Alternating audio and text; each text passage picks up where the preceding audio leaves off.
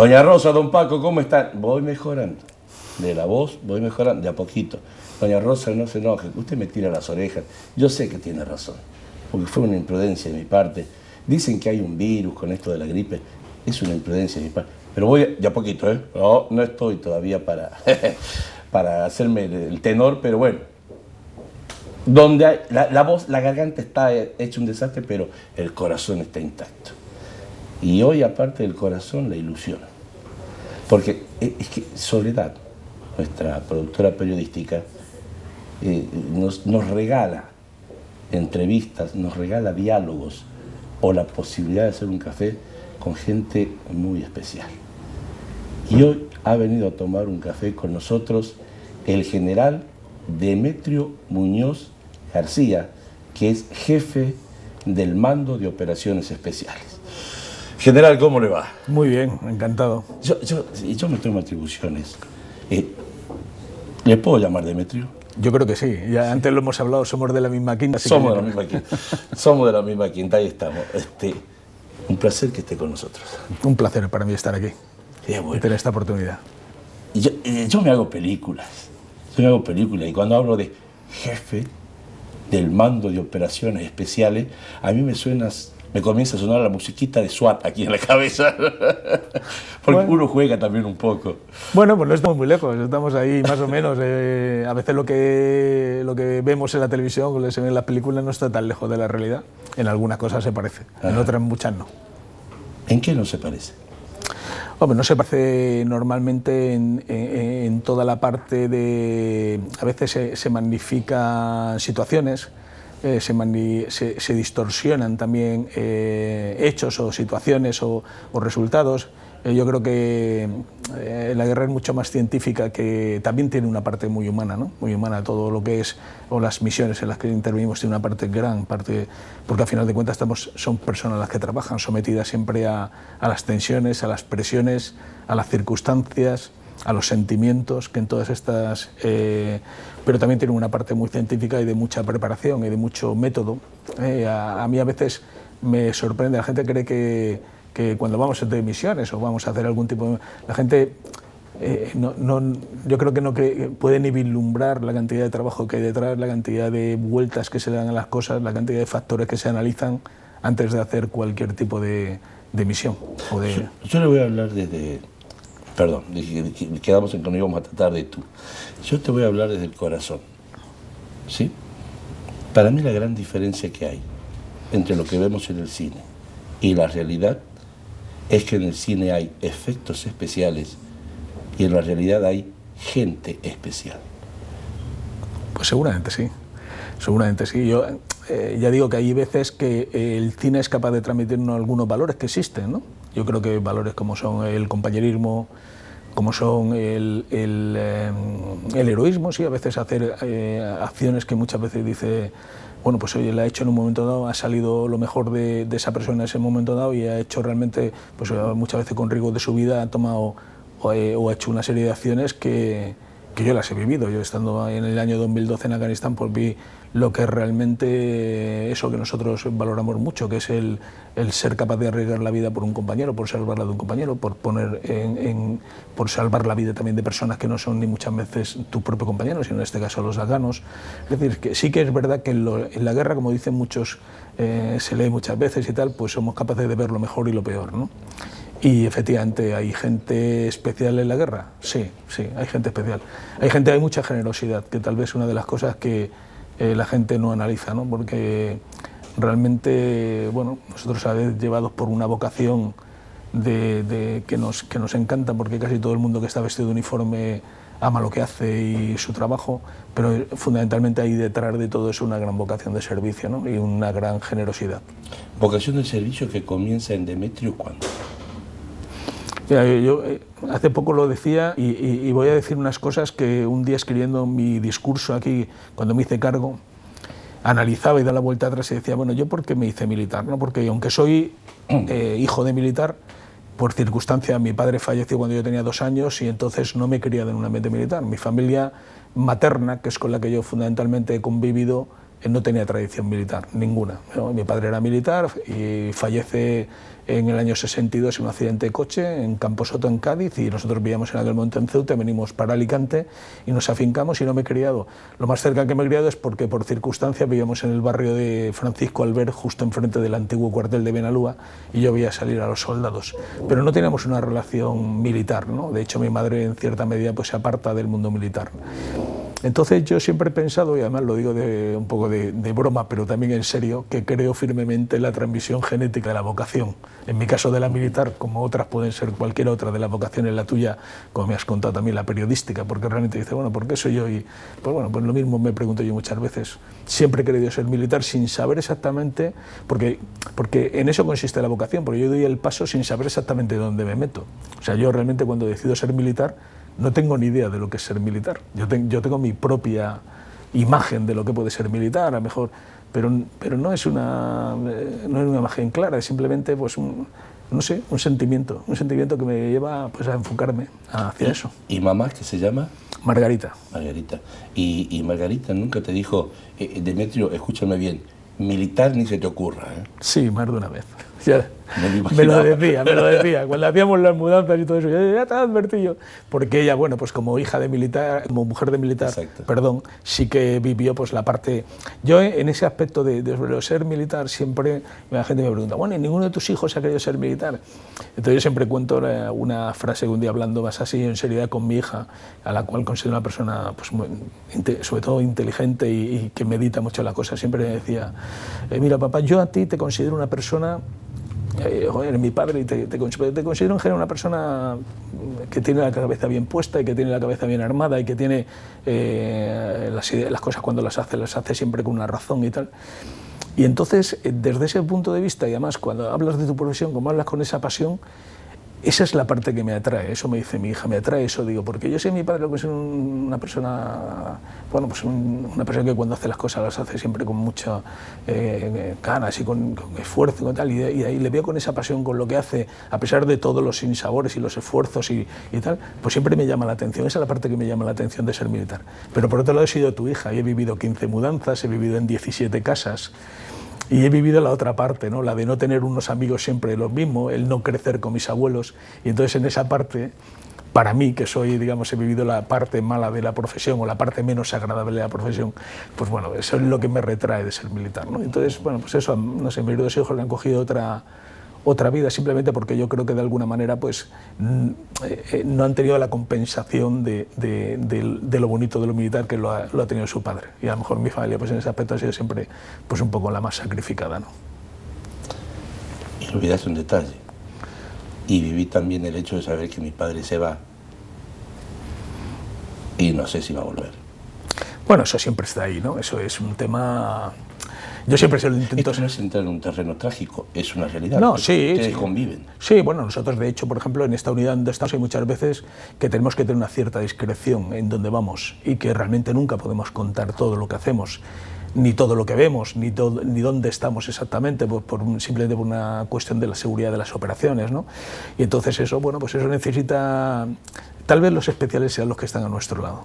Ahora también me lo planteo muchas veces, y ahora que me haces reflexionar así en segundo término, pues efectivamente tal vez los especiales son esos, porque ellos, ya digo, ellos viven toda esa parte dura de la profesión que es, hombre, nosotros hay una disponibilidad absoluta, ¿no? Eso es una de las cosas que tal vez la gente, bueno, cuando nos conoce se sorprende, ¿no? O sea, yo estoy aquí y si ahora dentro de 5 minutos sonara mi teléfono y me dijeron, Demetrio, te tienes que preparar porque te tienes que ir a no sé dónde por un tiempo, el que sea, como ya me ha pasado más de una vez, pues yo llamaría a mi casa y diría, Luchi, vete preparándome lo básico que me tengo que ir. Entonces ya lo haría, y alguna vez, como me ha pasado más de una vez, con urgencia hasta me ha llevado en el coche pues, a coger, por ejemplo, cuando me fui a Mozambique en el año 2002, que fue todo pues, a las 4 de la mañana entré como en planeamiento y a las 8 de la tarde del día siguiente embarcaba en un avión en dirección a Mozambique. O sea que nos ha pasado muchas veces y bueno, eso lo entendemos como forma parte de la profesión y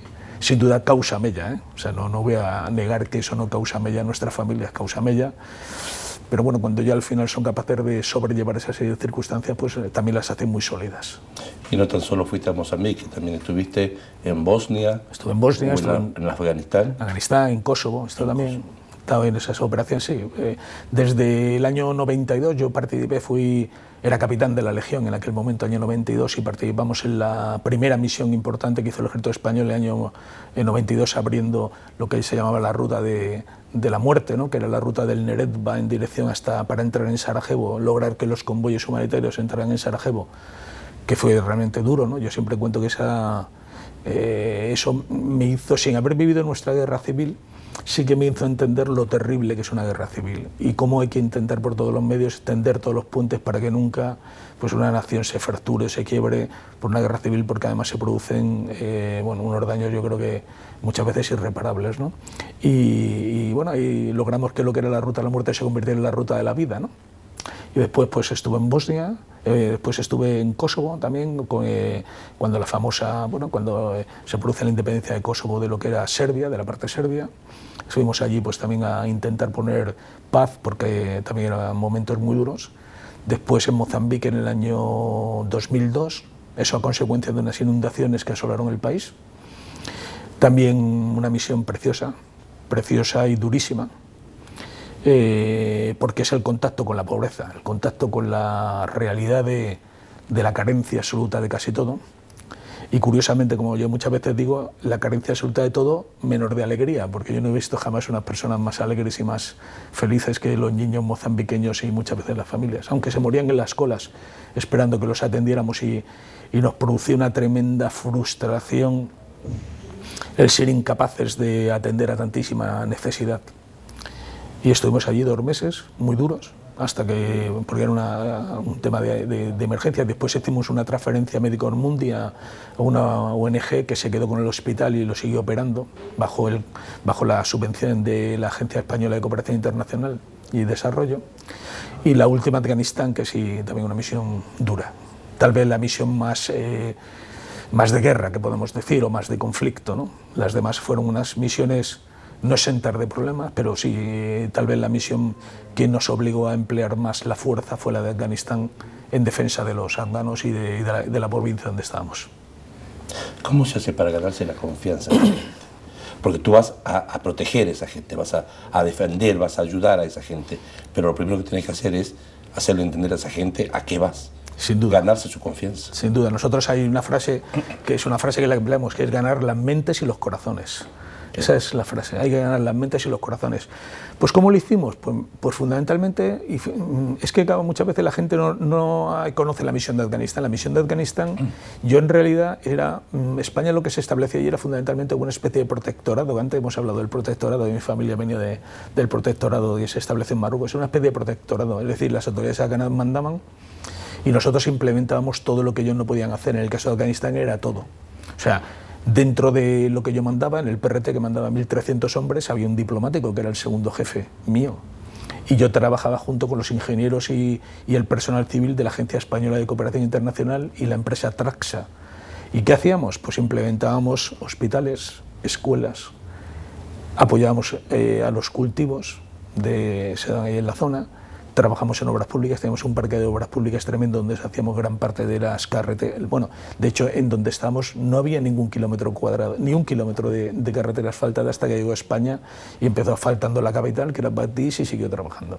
O alumbrado no había. Es decir, ¿cómo nos ganamos la confianza? Cuando ellos se dieron cuenta que estábamos allí para aportar seguridad, fundamentalmente, porque si no había seguridad no había hospitales, no había carreteras, no había alumbrado, no había cultivos, porque lógicamente ahí había un pulso muy fuerte por parte de la insurgencia talibán en aquel momento, que no quería que se estableciera ningún tipo de control por parte del gobierno de la zona, quería que aquello siguiera sumido realmente en la inestabilidad, porque ellos en aquel momento siguen viviendo pues, de todo el tráfico de drogas que se producía en aquella zona y del manejo, digamos, son fundamentalmente de droga.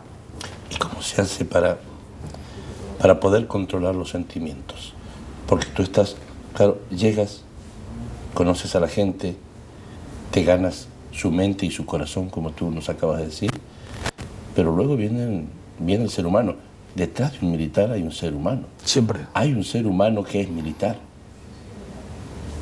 No, que nosotros somos... O sea, yo siempre... están las relaciones humanas. Claro, yo siempre digo que yo cuando me enfrento, y hoy que por circunstancias no me ha dado tiempo a venir de otra manera, a lo mejor pues he venido más de como yo trabajo diariamente, he venido con la uniformidad que yo empleo diariamente. Y no sabes cómo te lo agradezco, a mí me encanta. Desde las 7:30 hasta la hora que salga, que suele ser tarde. Pues claro, yo soy un ciudadano. Yo soy una persona que en este caso además criado aquí en Alicante y que comparte las mismas aficiones, gustos, me gusta salir, me gusta estar con mi familia, me gusta estar con mis amigos, me gusta disfrutar de la playa, soy exactamente igual. Pues tengo una profesión, que es esta profesión, y lógicamente detrás de todo eso pues siempre hay un desgaste emocional, sin duda, ¿no? Cuando ves esa impotencia, ¿no?, que a veces te produce, ¿no?, este hecho, como hablo del de Mozambique, que se nos moría la gente en la cola y éramos incapaces, porque habíamos puesto todo lo que teníamos y hacíamos jornadas de 20 horas. Hubo gente, médicos, el pediatra nos cayó enfermo nada más que al final no pudo resistir las horas de trabajo y a los 15 días hubo que cogerlo y dejarlo 24 horas reposar porque cayó fulminado del esfuerzo que hacían los enfermeros y tal. Pues nosotros éramos realmente apoyo, ¿no? En aquel momento éramos todo lo que estableció una estructura para que los médicos pudieran trabajar y aportábamos fundamentalmente toda la parte organizativa y logística de ese, o en la parte de Afganistán, lógicamente, cuando dijimos de irnos y aquella gente te dice, bueno, ¿y qué va a ser de nosotros ahora que os vais, no? Pues es duro, ¿no? Y te consuela siempre pensar que, bueno, en los años que estuvimos allí y que las vidas que dejamos, porque yo siempre recuerdo que en Bosnia tenemos una plaza y en Mostar porque dejamos mucha sangre y mucha gente, y porque también la dejamos en Afganistán, ¿eh? Tuvimos la desgracia del Antonov, donde murieron muchos compañeros nuestros y muchas otras circunstancias y gente que perdió su funcionalidad y se quedó allí.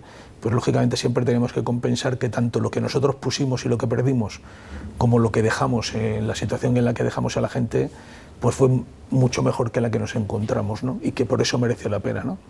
Y que de alguna manera pues pusimos en unas condiciones el país antes de irnos, o la gobernación de ese país en mejores condiciones. Indudablemente no lo van a hacer igual que cuando estábamos nosotros, y eso hay que asumirlo, ¿no? Pero sí que intentamos enseñarles a pescar antes de darles pescado, ¿no? Sí que intentamos convencerles que ellos tenían que coger su futuro, que su futuro lo tenían en sus manos y que tenían que empujar, ¿no? Pero se gestiona, hombre, se gestiona con dificultad, no con dificultad, se gestiona, bueno, tu corazoncito se queda allí, parte de tu corazón se queda allí en cada uno de esos sitios, ¿no? No me pidas que te detalles porque realmente no los tengo. Supongamos que fue en Afganistán. Tengo una imagen que nos regaló la televisión de un soldado español que se volvía ya para España, había cumplido su misión abrazándose con un afgano, porque habían, no sé, se veía una amistad, habían compartido mucho tiempo juntos. ¿Eso se da? ¿Cómo se hace? ¿Se mantiene luego la relación o no es conveniente? Hombre, sí, no, vamos a ver, se mantiene. Hay gente ahora mismo que incluso se vino aquí detrás de los españoles y que está viviendo aquí. Y hay alguno que incluso tiene unas magníficas plantaciones de pistacho en Ciudad Real porque logró y se dio cuenta que le gustaba cómo éramos y le gustaba España, porque tuvo la oportunidad de venir, ¿no? Y hay muchos que se vinieron porque eran nuestros intérpretes allí y lógicamente España intentó no dejarlos desamparados cuando llega el momento de venir, ¿no? Por su seguridad, ¿no? Y se vinieron para acá y se mantiene el contacto. Y hay alguno aquí en Alicante con los cuales seguimos manteniendo el contacto. Es que, claro, es que cuando estás con una persona viviendo, es que nosotros nos vamos 6 meses de misión, donde estás 24 horas de misión durante 6 meses.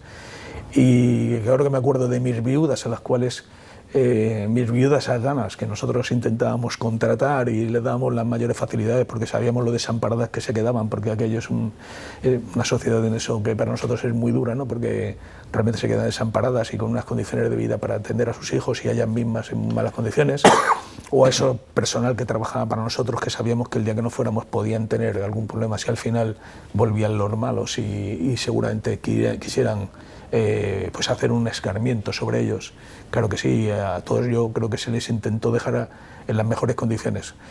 Y sí que es verdad que gran parte de ellos, los que tenían mayor relación con nosotros, se vinieron y con gran parte de ellos, yo todavía mantengo del año 92, que al final se vino a vivir a España y tal, incluso con algún intérprete del año 1992, con Piero Tumba, que después ha estado trabajando muchísimo en muchas empresas y es una persona ahora con un futuro brillante que se vino con nosotros y era un joven de 18 años cuando empezó a trabajar con nosotros en el 92. Es decir, ha habido mucha gente que se ha venido y se ha ligado a la forma de vivir española y a la forma de entender. ¿Y cómo se hace? Pues mire, igual que usted lo hace. No sé lo que tenemos los que hablamos español, lo voy a hacer extensivo, no voy a decir de España, voy a hablar también de Iberoamérica, que tenemos una forma de... Yo estoy seguro que voy a Argentina, no he ido nunca, pero estoy seguro que tal como bajé del avión me encontraré como en mi casa, o en Colombia, o en Chile, o en Uruguay. Notaré algunas diferencias en la alimentación, pero seguro que me encuentro con... O sea, no noto diferencias, cosa que a lo mejor no me pasa yéndome al otro lado de los Pirineos. Y es que tenemos una forma de entender las relaciones humanas, pues como la tenemos, ¿no? Esa empatía que tú y yo tenemos, que nos conocemos hace 15 minutos, pues esa forma de entender la vida pues hace que sea muy fácil, ¿no? Hay ejércitos que muchas veces nos piden, yo el otro día lo contaba, ¿no? Los manuales, ya me pasó en el año 92, oye, ustedes, ¿qué sistema emplean, qué entrenamiento hacen para caer tan bien a la gente? No, mire, esto no es una cuestión de entrenamiento, es una cuestión de corazón. Es una cuestión de que mis soldados en el 92 y en el 2002 en Mozambique preferían no comer y dar la comida al necesitado, al que ellos pensaban que estaban antes de comer ellos, o de volver con los botiquines llenos de cada misión a pesar de la bronca de sus capitanes y tal, que no podían, que no había nada, porque cuando había una necesidad eran incapaces de no intentar solucionarlo. Y eso, como se hace con el corazón, pues al final cala, ¿no? Cuando lo haces con sinceridad y mirando los ojos, pues cala. ¿Cómo es aquello de que el corazón tiene razones que la razón no entiende? No entiende. No, pues es así. Todavía seguimos teniendo mucho corazón, ¿no? Aunque hay alguna gente que yo siempre digo que en la guerra hay que atarse el corazón, no podemos, no sabemos. Seguimos teniendo andando. Tú eres militar. El militar tiene códigos, tiene reglamentos, tiene protocolos de actuación. Es que ustedes se enfrentan con el otro bando, donde el único reglamento es que no hay reglamento, que no hay códigos, que no hay normas. Y tienen buenos armamentos también. Mejores, normalmente. Mejores. ¿Cómo se hace? Porque, permíteme lo vulgar del ejemplo. Es como si yo soy un equipo de fútbol y delante tengo otro equipo de fútbol, pero que a ellos les está permitido hacer faltas, jugarla con la mano. Es muy vulgar, pero quiero que la gente me entienda esto. ¿Cómo se hace para llevar adelante? Pues se hace con entrenamiento. Mira, yo eso lo aprendí en el año 92, donde fuimos con unas reglas, cada la primera vez que salíamos, ¿no? Además yo salía mandando una compañía de la Legión. Y la Legión son bravos, personas muy bravas, hombres y mujeres muy bravos. Y entonces, precisamente fue la primera vez con que nos enfrentamos y yo me di cuenta realmente del valor de un ejército. Y el valor de un ejército está sustentado en el control. En el control, ¿no? El otro día ponía un ejemplo, ¿no? En una conferencia también. A veces te das cuenta cuando ves lo que está pasando en el mundo, incluso en algunas fuerzas de cuerpo de seguridad de Estado fuera de España y tal, que se producen muchísimas muertes y tal. Entonces, eso es terrible, es un indicativo clarísimo de falta de preparación.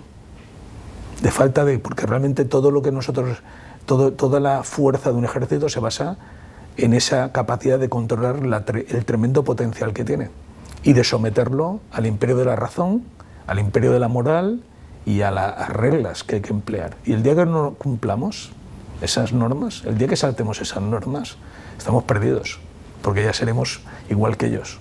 O sea, ese es el gran potencial. El gran potencial de un militar y de un soldado es que muchas veces no tiene que disparar si no está seguro que al que puede o tiene que hacer daño es al que realmente es el objetivo, es el malo. Y eso, ¿qué pasa? Cuando ahora nos enfrentamos en muchas operaciones a turbas donde a lo mejor se juntan gente que está allí con otros tal, pues tenemos que hacer un uso o no hacer uso de la fuerza. Porque no somos capaces de asegurar que esos daños colaterales que muchas veces se hablan, que el que no haya ni muertos ni heridos en personas que no están implicadas en la agresión. Y eso pues cada día más complicado, porque nos enfrentamos efectivamente en escenarios donde estos malos emplean el mezclarse con la población y el estar metidos dentro de la población pues para hacer daño, porque a ellos sí que no les importa hacer que somos nosotros el objetivo y también la población. Entonces esa es la... Pero claro, eso requiere entrenamiento, control, autocontrol, y eso es, con eso trabajamos muchísimo. ¿La paz es posible? Yo creo que sí. Yo creo que sí. Yo creo que precisamente, vamos a ver, si hablamos de la paz mundial, ¿por qué no? Yo creo que nosotros tenemos que tener la esperanza de que eso tiene que ser posible. O sea, yo no me imagino que al final tengamos que vivir permanentemente con esto, lo que hablábamos antes, ¿no? La paz hay que combatirla fundamentalmente, hay que lograrla con educación. Esa es la primera base. La gente tiene que ser educada. La gente tiene que entender y aprender de los errores de los demás, ¿no? De los errores que han cometido los que nos han precedido, de los sufrimientos que han padecido los que nos han precedido por causa de las guerras. E indudablemente tenemos que... Yo el ejército creo que simplemente es un garante precisamente de la paz, ¿no? Tiene que ser esa herramienta que solo está para el último caso cuando hay que hacer... Porque yo muchas veces... Ahora lo que estamos haciendo fundamentalmente, la gente dice, no, es que ustedes hacen ayuda humanitaria y tal. No se equivoque. Nosotros hacemos ayuda humanitaria. Nosotros lo que hacemos es facilitar que se pueda hacer ayuda humanitaria. Nosotros cuando vamos en Bosnia en el año 92, vamos a abrir una carretera y la vamos a abrir y vamos con nuestros cañones y con nuestros fusiles, porque hay que abrirla. O sea, por encima de todo, contra la voluntad del que no quería que se abriera. Y si es necesario empleando la fuerza medida, controlada, con unas reglas de enfrentamiento muy claras, evitando los daños colaterales, pero hay que abrir esa carretera, porque la comida tiene que llegar a Sarajevo, porque el agua tiene que llegar a Sarajevo, porque las medicinas tienen que llegar a Sarajevo, porque ahí hay una población de 1.500.000 habitantes cercada y se está muriendo de hambre y tiene que llegar. Y eso lo íbamos a hacer de cualquier manera. Por eso fuimos con armas, porque había que emplear la fuerza para eso. Y eso pasa en Kosovo igual. Se fue con fuerza porque había que imponer la paz. Es que la paz muchas veces... Déjame subrayar esa frase. Había que imponer la paz. Es así. Es que a veces hay que imponer la paz. Es que para eso están los ejércitos, para imponer la paz. Es que la gente piensa que muchas veces los ejércitos están para hacer la guerra, ¿no? Hoy nuestros ejércitos, gracias a Dios, después de haber pasado ya, pues bueno, ya desde el año 45, la última guerra que asoló Europa, ¿no? Que aquí somos ejércitos, gracias a Dios, no se espera y esperemos que no tengamos una guerra en Europa. Los ejércitos occidentales están fundamentalmente, por lo menos el ejército español, cuando se ha empleado para imponer la paz, para lograr que haya la suficiente seguridad para que puedan operar, porque la gente no se da cuenta que en determinados escenarios, ya sea puede ser porque hay guerra o porque, digamos, el riesgo es de tal calibre, la única manera. En Mozambique era fácil. Mozambique,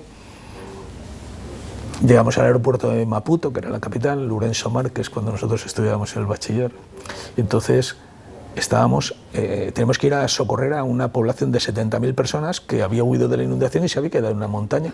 Estaba en una zona elevada, no era una montaña, era una planicie que estaba por encima del nivel de las aguas sin ningún tipo de carretera. Entonces llegamos allí y entonces me acuerdo del coronel que mandaba aquella agrupación, tenemos un problema, tal, tenemos que desplegar, no hay carreteras, tal, tenemos que buscar a medios alternativos, tal, no sé qué, bueno, vosotros qué pensáis y tal, bueno, pues tal. Entonces el teniente con el que mandaba el hospital, un teniente muy baqueteado en operaciones, había estado en Sudamérica, en el Mich, en Kurdistán, en Bosnia en el año 92, le dijo: mi coronel, no sé cómo lo haremos, pero aquí hemos venido para algo, ¿no? Aquí hay 70.000 personas que están esperando nuestra ayuda, luego hay que ir. Y eso es lo que tiene un ejército, ¿no? O sea, y pusimos todos los medios y fuimos. Y en 24 horas estamos montando el hospital. Y 72 horas después el hospital estaba montado, salvando todas las dificultades del mundo, incluidas de los propios mozambiqueños, ¿no? Y cuando uno va a Afganistán, que nuestro esfuerzo principal fue abrir una carretera, pues todos los días disparábamos y nos disparaban. Fundamentalmente nos disparaban. Siempre respondíamos a la agresión. Y vamos a hacer una carretera que la única finalidad tenía era unir el norte de la provincia de Bagdís con la capital, para lograr que la acción del gobierno, para lograr que la ayuda general, para lograr una comunicación entre esas dos poblaciones y extender un poco la estabilidad en eso. y todos los días nos disparaban para evitar que esa carretera se hiciera. Con una observación, Demetrio, inclusive con la posibilidad de que en ese grupo de gente que yo voy a ayudar esté el enemigo. También. Porque el enemigo sí sabe que tú eres militar, pero tú no sabes quién es el enemigo. Está claro. Bueno, y le diría muchas veces, nosotros hemos observado, pero tenemos medios para ello, como muchas veces sabíamos dónde estaban los malos, suficientemente lejos. Pues en Afganistán, por ejemplo, lo sabíamos, que teníamos los aviones, los UAV que nos identificaban, y muchas veces pues teníamos aviones con capacidad de hacer tal, y sabíamos que se escondían. ¿Y dónde se escondían? Pues donde los pastores, que llaman pastores cuchis, que son unos nómadas que todavía viven en tal. Y entonces, ¿qué hacíamos? No podíamos hacer nada, no hacíamos nada. Sabemos que estaban allí los malos, sabemos que ahí estaban los 5 o 10 personas que nos acaban de disparar, que en algún caso nos hicieron algún herido, y sabemos que estaban positivamente allí, y la única acción que podíamos hacer era una acción tan sumamente poco selectiva que no la hacemos. Es decir, que vamos a mandar ahí, vamos a tirar ahí con un avión para que al final se produzcan 20 muertos, van a morir los 10 malos y los 10 buenos. Pues no lo hacemos, no se hace. Y eso es como se trabaja. Y así se trabaja diariamente, asumiendo todo eso y gestionando también esa... porque produce una cierta frustración, ¿no? Es decir, todo esto produce una cierta frustración, pero para eso somos profesionales, para gestionar esa frustración, para decir, tenemos que trabajar de otra manera, tenemos que intentar combatir a estos malos que están ahí de otra manera, tenemos que tener más inteligencia, más... pero siempre salvaguardando fundamentalmente, porque sabemos también que si peleamos por las mentes y los corazones, como he dicho antes, una muerte de esas personas puede suponer una pérdida de confianza de esa población por la cual estamos ahí, porque nosotros estamos ahí para la población, para defender esa población y para darle mejores condiciones de vida. Entonces, uno de los momentos más duros es cuando te toca dejar en el campo de batalla a un compañero. Nosotros no dejamos nunca a nadie en el campo de batalla. Puede que haya perdido su vida allí, pero se vendrá con nosotros por encima. Te agradezco la acotación, la acepto. Nosotros, mire, hay un espíritu en la Legión que dice: con el sagrado juramento de no abandonar jamás un hombre en el campo hasta perecer todos. Y eso se ha cumplido. ¿Me lo repites, por favor? Con el sagrado juramento de no abandonar jamás un hombre en el campo hasta perecer todos. Y eso se ha cumplido. Si usted lee, por ejemplo, en el año 26, creo que es cuando muere el que era el jefe de la Legión en aquel momento, el coronel Valenzuela, sus legionarios, mueren muchos para recuperar el cadáver de su jefe. No lo quieren dejar allí, no quieren dejarlo en manos de su... porque es un juramento que tenemos nosotros, nunca vamos a dejar a nadie. Aunque tengamos que arriesgar nuestra vida, no se va a quedar aquí nadie, se vendrá con nosotros. Eso lo puede tener claro, ¿no? Eso es la base de nuestra... Eso es para nosotros, columna vertebral. Sí, eso no puede ser de otra manera, no podemos dejar a nadie ahí. ¿Y cómo se le dice adiós a un compañero? ¿Cómo se le dice adiós? Hombre, se le dice con siempre... Es que ¿sabes lo que pasa? Yo siempre... Bueno, ¿qué entendemos? Bueno, hay mucha gente, somos muchas personas en el ejército, ¿no? Pero claro, los lazos que se establecen cuando estamos en ese tipo de operaciones son lazos eternos y son lazos que van mucho más allá de la amistad, ¿no? Hay mucho más. Y entonces, claro, cuando uno de ellos se va parte de nosotros, ¿no? Porque en el fondo, ya digo, es que muchas veces sabemos que nuestra vida está en sus manos y las suyas las mías. Son esas cosas que solo se puede entender cuando estás jugándote el PS.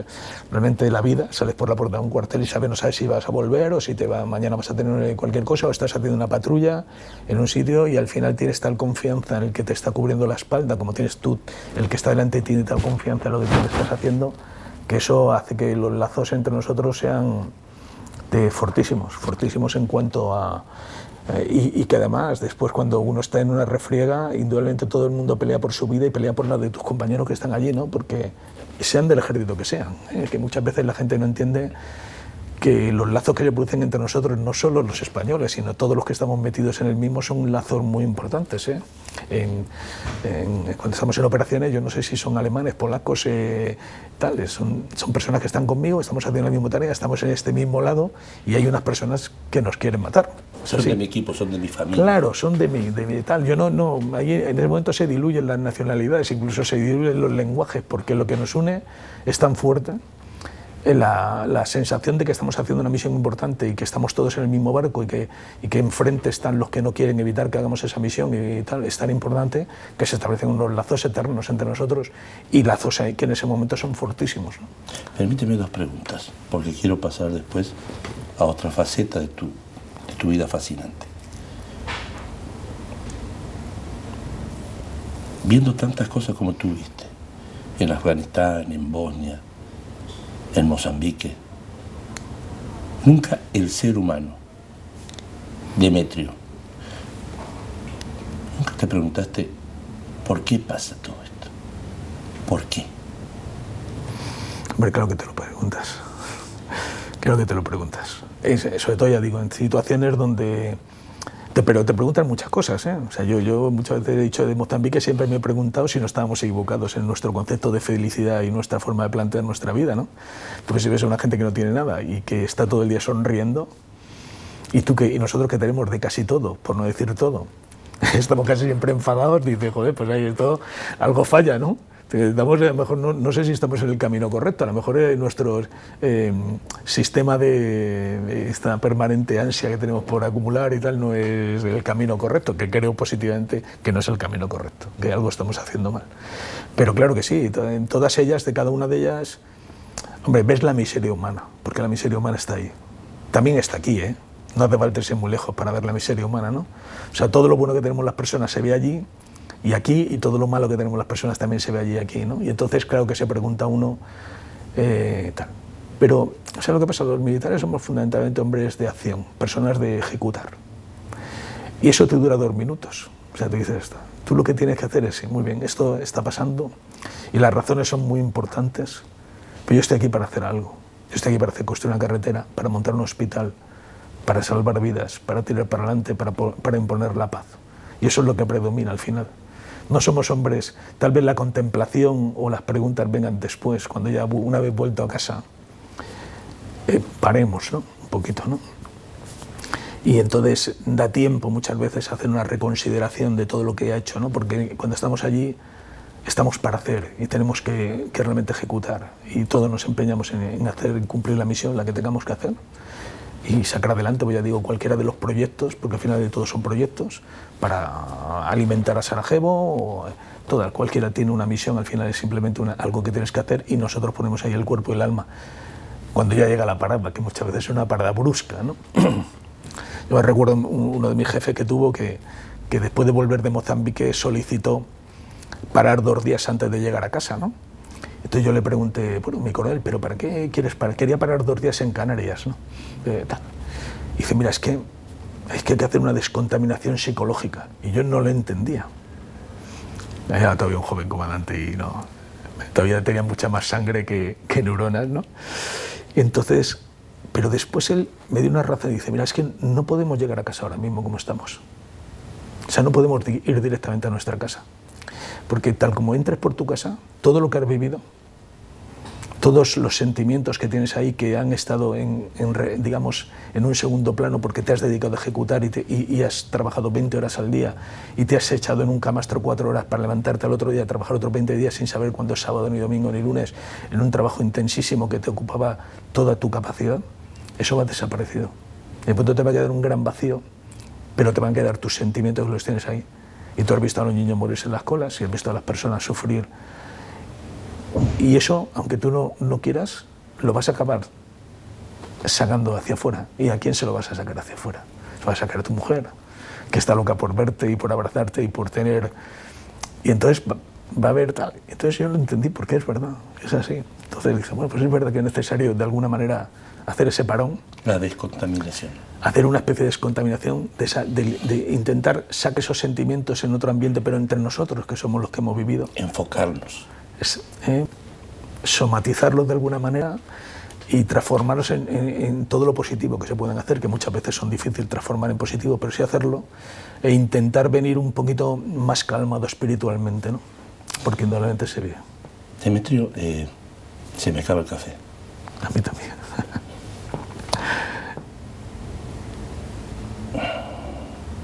¿Qué crees que opinaría tu padre, que te ve desde el cielo? A mí mi padre, me acuerdo cada vez que en formación toca oración.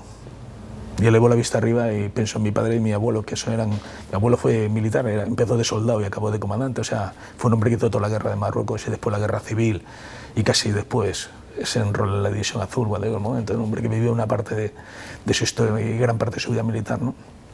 Y yo también me lo pregunto, ¿qué pensaría mi padre? No lo sé. Yo espero haber sido o haber tenido una vida lo suficientemente honrada y lo suficientemente digna como para que él esté orgulloso de mí, que seguro que en algún sitio está mirándome. Porque siempre he pensado de alguna manera que siempre ha estado detrás de mí, ¿no? Yo, mi padre es una persona muy presente para mí, siempre. Aunque no lo haya vivido, mi abuela me transmitió lo suficiente sobre mi padre como para que él haya sido para mí una persona permanentemente presente y además lo haya conocido, aunque sea en la boca de otra persona.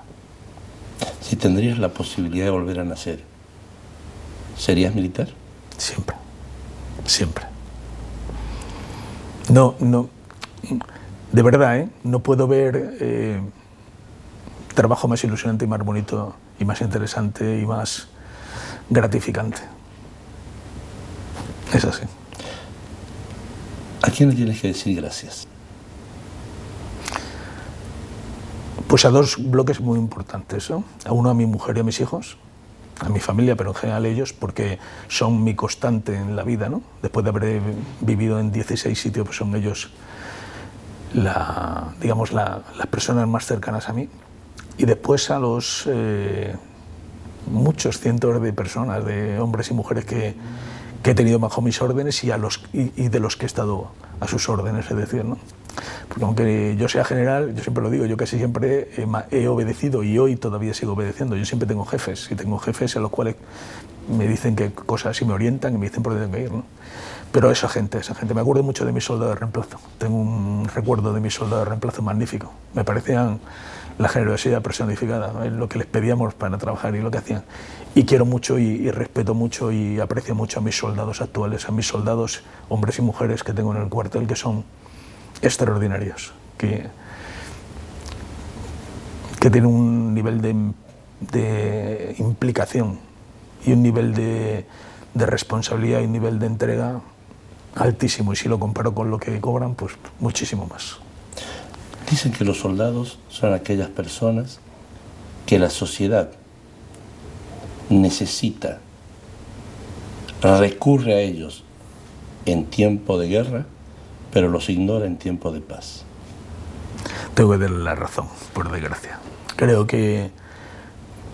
Y yo siempre comento que creo que después de haber desaparecido el servicio militar, el ejército ha desaparecido un poco de la sociedad, más todavía, ¿no? Simplemente la profesionalización ha llevado a reducir, pero además a que gran parte de esa masa que supone la población de una nación no pase o no viva o perciba a los militares, simplemente los ve allí bueno, estamos un poquito más ocultos, ¿no? Y efectivamente solo, bueno, pues nosotros, pero también forma parte de eso, lo tenemos que entender que es así, ¿no? O sea que si pasamos desapercibidos porque no se nos necesita mucho mejor, pero por lo menos yo creo que ahora mismo sí que somos respetados y que somos valorados, no sé si en la medida que lo tal, porque eso no me corresponde a mí decirlo, pero sí que deberíamos, y yo creo que esto forma parte de sacar un poco a las Fuerzas Armadas también a hacerlas más visibles, pues que la gente entienda que hay un porcentaje muy importante de sus ciudadanos, somos 120.000 que son las Fuerzas Armadas, ciudadanos que han decidido pues trabajar al servicio de su patria y convertir su vocación pues en un servicio a los demás, pues siendo militares. Es así.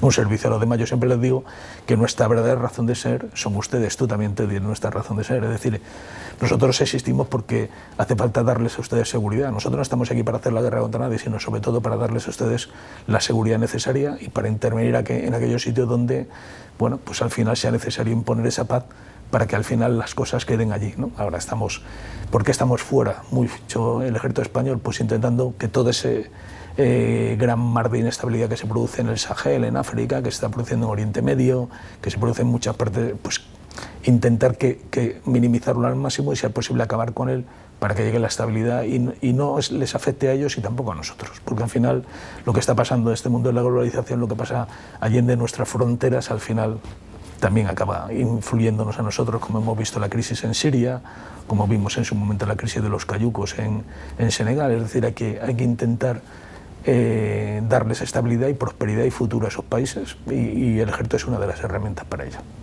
Decían los abuelos que los hombres no deben llorar. ¿Se equivocaban los abuelos? Sí. Yo creo que llorar es muy humano y no tiene una lágrima, el tener los sentimientos a flor de piel no tiene sexo. Tiene, bueno, pues cada uno es como es. Yo soy una persona que tiene los sentimientos normalmente bastante a flor de piel y con cosas bastante sencillas pues me emociono. A veces mi mujer me dice, ¿te emocionas con cualquier cosa? Me emociona. Me emocioné el otro día cuando este chaval que murió por leucemia en Málaga me emocionó. Pablo, me emocionó. Pareció que estaba dando una lección de vida y una lección de entereza y una lección. A mí eso me emociona. Es que me parece, esas son de las cosas que te congracian con el ser humano y con las personas. Es que dices, joder, que hay gente, fíjate qué valentía, este hombre que se está yendo, que sabe que la batalla la tiene perdida y ahí está. Y está peleando por los demás, no está peleando por él, está peleando por los demás. Parece un ejemplo brutal, brutal. Cuando pase mucho tiempo y ni tú ni yo estemos en este barrio, ¿cómo te gustaría que te recuerden? Como una buena persona. Una buena persona. Sí, yo creo que con eso me sobra. Los éxitos nuestros son éxitos siempre efímeros. Es decir, yo creo que al final, cuando uno hace... Yo siempre digo lo mismo, todos vamos a acabar en la cola del pan, tú y yo. A mí me queda ya relativamente poco.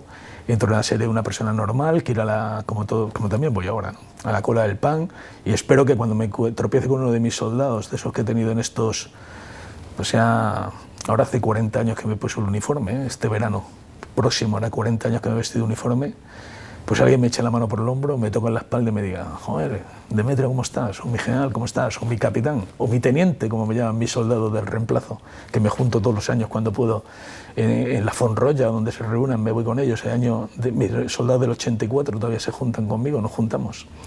Y me llaman mi teniente, pues yo fui su teniente. Y dice, mi teniente, ¿qué? Eso es lo que espero, que me recuerde como una buena persona. Como alguien que intentó pues, hacer mejor el mundo que le rodeaba.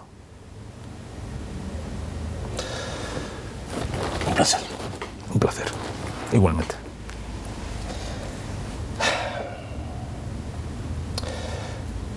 Doña Rosa, don Paco, yo me quedé escuchándolo. Hay muchas frases para subrayar, pero fíjese que hoy, justamente hoy, no quiero hacer un resumen de todo lo que dijo. Me gustaría, si tienen la posibilidad, que este diálogo, exquisito diálogo con Demetrio, con el general Demetrio, con el hombre Demetrio, con el padre Demetrio, con el marido Demetrio, con el amigo Demetrio, la vuelvan a ver, para analizarla, para desmenuzar cada frase, cada pausa, cada silencio, porque todo tenía un mensaje. Si usted me dice, Teddy, subraya algo, por favor, le voy a subrayar dos cosas. Una, nosotros venimos a imponer la paz. Ese es el objetivo. Imponer la paz. Sabíamos que era imposible, pero en 72 horas el hospital estaba funcionando.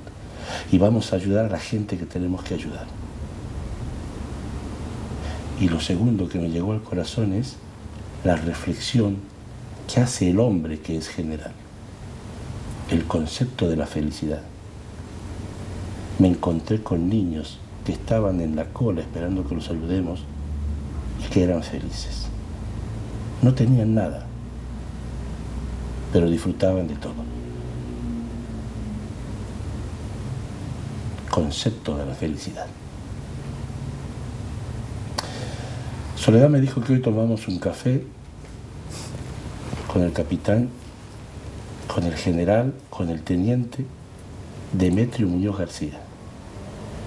Terminamos hablando con el hombre, Demetrio Muñoz García, que espera que su padre se sienta orgulloso desde el cielo al ver lo que él está haciendo, que espera que dentro de mucho, mucho tiempo la gente lo recuerde como un buen hombre y que no tiene ningún problema en decir que él se emociona, que le cae una lágrima, que es muy sensible cuando ve cosas como la del malagueño Pablo Arraiz. Yo estoy seguro que usted, doña Rosa, don Paco, cada vez que va a la playa a tomar sol, cada vez que coge de la mano a su hijo o a su nieto para que vaya al parque, cada vez que se encuentra con un amigo y le da un abrazo, cada vez que usted puede disfrutar de esta paz de todos los días, a partir de este instante, va a levantar los ojos al cielo y decir gracias a la gente que trabaja para imponer la paz. Gracias por tomar este café con nosotros. Como siempre, han sido ustedes muy amables.